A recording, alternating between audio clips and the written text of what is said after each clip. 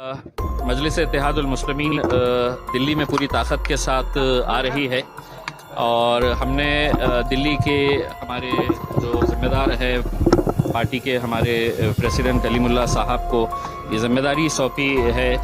कि यहाँ पर अच्छी एक यूनिट तैयार करें। पिछले कई सालों से हमने ये देखते आए हैं कि हमने हर एक को आजमाया है, लेकिन कहीं ना कहीं हर एक ने हमारे पीठ में खंजर घोंपने का काम किया है।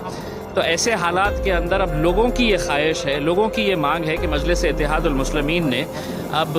इस मुल्क की राजधानी दिल्ली के अंदर भी आना चाहिए और लोगों की मोहब्बत, लोगों का जोश देखकर यकीनन हमने फ़ैसला किया है कि हम पूरी ताकत के साथ जिस तरह हम धीरे धीरे अपने कदम बढ़ाते हुए जा रहे हैं और सिर्फ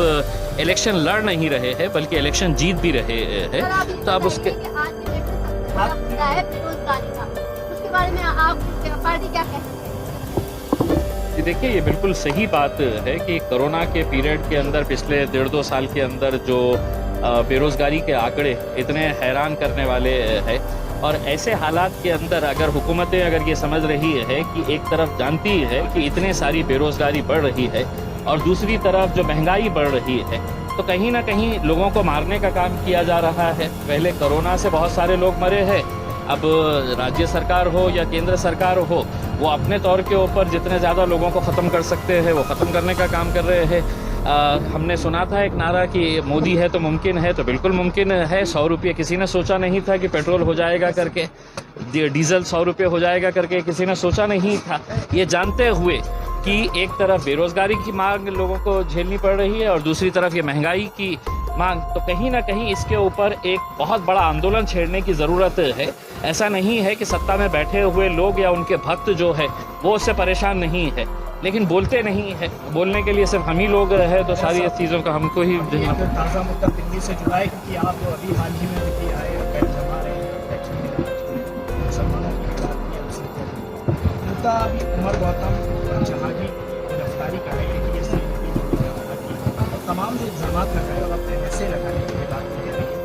किस तरह से पार्टी का स्टैंड है उनके साथ और ख़ासतौर से अब जब आपकी दिल्ली की जो पूरी टीम है वो किस तरह से खड़ी नजर आएगी? देखिए, सिर्फ दिल्ली की टीम की बात नहीं कर रहे हैं, पूरी पार्टी जो है इस इंसिडेंट की हम कड़े शब्दों के अंदर निंदा करते हैं और इस बात की निंदा करते हैं, इस बात की हम कंडेम करते हैं कि किस तरह से आज एजेंसीज़ का इस्तेमाल करके एक कम्युनिटी को टारगेट किया जा रहा है। आप देखेंगे सीबीआई हो, ईडी हो, ऐसे एजेंसीज़ को या एटीएस हो, ऐसे एजेंसीज़ का इस्तेमाल करके महज एक कम्युनिटी को टारगेट करने का ये किया जा रहा है। हम इन लोगों का हौसला इस नज़रिए से बुलंद करना चाहते हैं, उनको ये कहना चाहते हैं आपके साथ कोई खड़े हो ना हो, मजलिस आपके साथ हमेशा पूरी ताकत के साथ खड़े रहेगी। जहाँ जहाँ पर भी आपको हमारी ज़रूरत महसूस होगी, हम पूरी ताकत के साथ आपके लिए हम खड़े रहेंगे। परिवार से मुलाकात वगैरह करेंगे क्योंकि उनका परिवार बटला हाउस नहीं रहता है। जी, मुझे कलीमुल्लाह साहब ने